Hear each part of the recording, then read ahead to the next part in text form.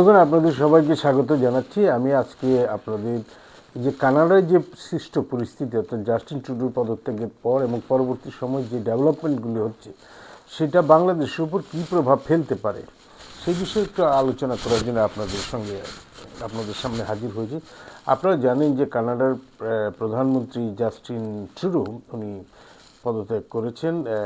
উনি বলেছেন, যদিও পদত্যাগের ঘোষণা দিয়েছেন, অর্থাৎ মানে নতুন তার দল থেকে এবং প্রধানমন্ত্রীর পদ থেকে পদত্যাগ করবেন যখন নতুন হয়, নতুন দলের নেতা নির্বাচিত না হওয়া পর্যন্ত। সুতরাং কিছুদিন পরে যদি তাদের যে লিবারেল পার্টি, সেই পার্টির নতুন নেতা নির্বাচিত হয় এবং সেই আপনারা জানেন যে অনেকেই প্রতিদ্বন্দ্বী আছেন, তারা যদি নির্বাচিত হওয়ার পরে উনি এই পদ ছেড়ে দেবেন, প্রধানমন্ত্রীর পদও ছেড়ে দেবেন এবং লিবারেল পার্টির প্রধানের পদও ছেড়ে দেবেন। কানাডার প্রধানমন্ত্রী জাস্টিন ট্রুডোর সাথে বা ট্রুডো পরিবারের সাথে বাংলাদেশের একটা ঐতিহাসিক সম্পর্ক রয়েছে। আপনারা জানেন যে 1971 সালে মহান মুক্তিযুদ্ধের সময় তাই যে জাস্টিন ট্রুডোর পিতা পিয়ারি ট্রুডো আমাদের যারা শরণার্থী ইন্ডিয়াতে গিয়েছিলেন তাদের হেল্প করেছিলেন।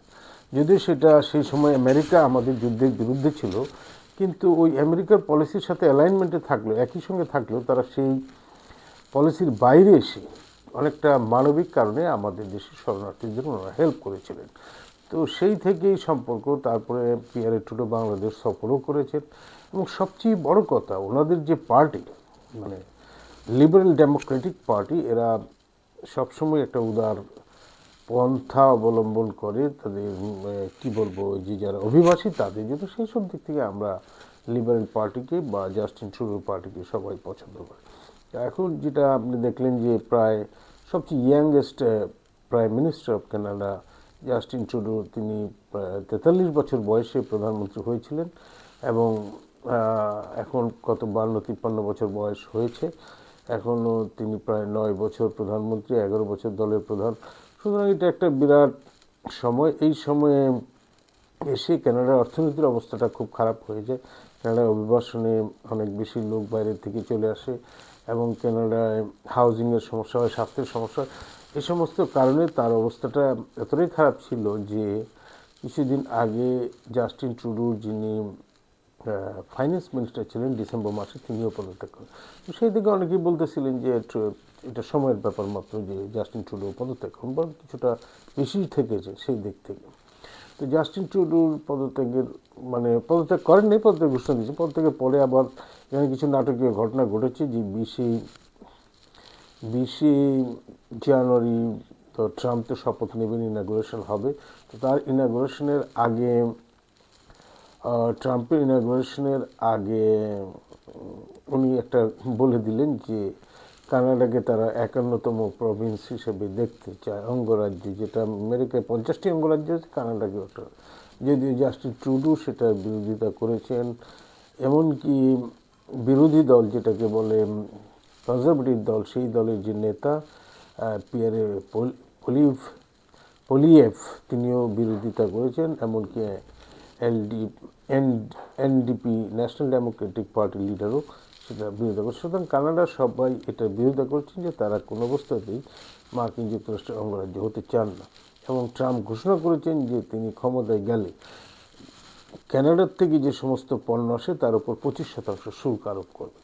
অর্থাৎ উনি যেটা বলতে চাচ্ছেন যে কানাডায় থেকে ইম্পোর্ট করার কারণে $200 বিলিয়ন বছরে সেটা অতিরিক্ত শুল্ক গুনতে হয় আমেরিকাকে। সেই শুল্কটা যদি বন্ধ হয় তাহলে সে কারণে তারা অতিরিক্ত খরচটা ঘাটতিটা মোকাবেলা করার জন্য শুল্ক আরোপ করবে। এবং এই জিনিসটা দিয়ে আবার এটা প্রতিক্রিয়া হচ্ছে যে কানাডা যেটা বলছে যে তারা যে তেল এখানে এক্সপোর্ট করে কিংবা তারা যে সমস্ত পণ্য গাড়ি বা গাড়ির পার্টস, স্পেয়ার পার্টস, এই সমস্ত আমেরিকা এক্সপোর্ট করে, এই সমস্ত পণ্য উপরে যদি শুল্ক আরোপ হয় তাহলে আমেরিকার জনগণ বেশি দামে কিনবে, যেটা আমেরিকার জন্যও ক্ষতি হবে। সুতরাং এখন যেটা আছে সেটা আমেরিকার জন্যও ভালো, কানাডার জন্য ভালো, উইন উইন সেটা বলতে চাচ্ছে। সেটা হলো কানাডার পক্ষ থেকে বলা হচ্ছে। তো যাই হোক, যে পরিস্থিতি হোক, সেটা নিয়ে আমরা হয়তো সামনের দিনে দেখতে পাবো কি ঘটে না ঘটে। কিন্তু আমরা যেটা আলোচনা করতে চাচ্ছি যে কানাডার যে অবস্থাটা, সেটার ফলে কি বাংলাদেশের উপর কোনো প্রভাব পড়বে কিনা। এক নম্বর কথা হলো যে জাস্টিন ট্রুডোর পদত্যাগের কারণে বাংলাদেশের উপর কোনো প্রভাব পড়বে না, কিন্তু বাংলাদেশের উপর প্রভাব পড়বে তখনই যখন এই নির্বাচনটা অক্টোবর মাসে হওয়ার কথা।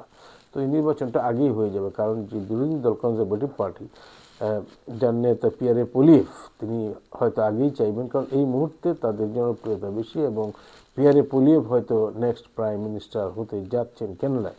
তো সেই ক্ষেত্রে কনজারভেটিভ দলের একটা বড় সমস্যা হলো, বড় ব্যাপার হলো যে তারা সবসময় খুব কঠিন ইমিগ্রেশন বিরোধী, যার কারণে বাংলাদেশ থেকে যারা ইমিগ্রেন্ট হইতে কানাডায় যেতে চান তারা হয়তো যেতে পারবেন না বা কমে যাবে, এবং বাংলাদেশ থেকে যেসব স্টুডেন্টরা সেখানে পড়ালেখা করতে যেতে চান সেই স্টুডেন্টদের সংখ্যাটা কমে যাবে। এবং সবচেয়ে বড় কথা হলো যে যারা ভিজিট ভিসা বা ট্যুরিস্ট ভিসায় যেতে চান সেগুলিও হবে না।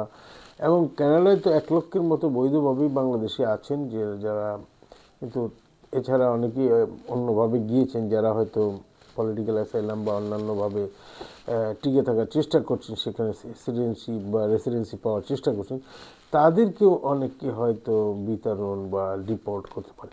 তো এই সমস্ত দিক থেকে চিন্তা করলে যে কনজারভেটিভ পার্টি যে অবভিয়াসলি যে ক্ষমতায় আসবে এতে কোনো সন্দেহ নেই। আর যে কনজারভেটিভ পার্টি ক্ষমতায় আসে, পিয়ারে পোলিয়েভ যে প্রধানমন্ত্রী হবেন, তাইলে এই দেশের সাথে যে আমাদের ইমিগ্রেশনের টাফ পলিসি, কারণ আমাদের ইমিগ্রেশনে বা আমাদের বাংলাদেশিদের জন্য সমস্যা হবে।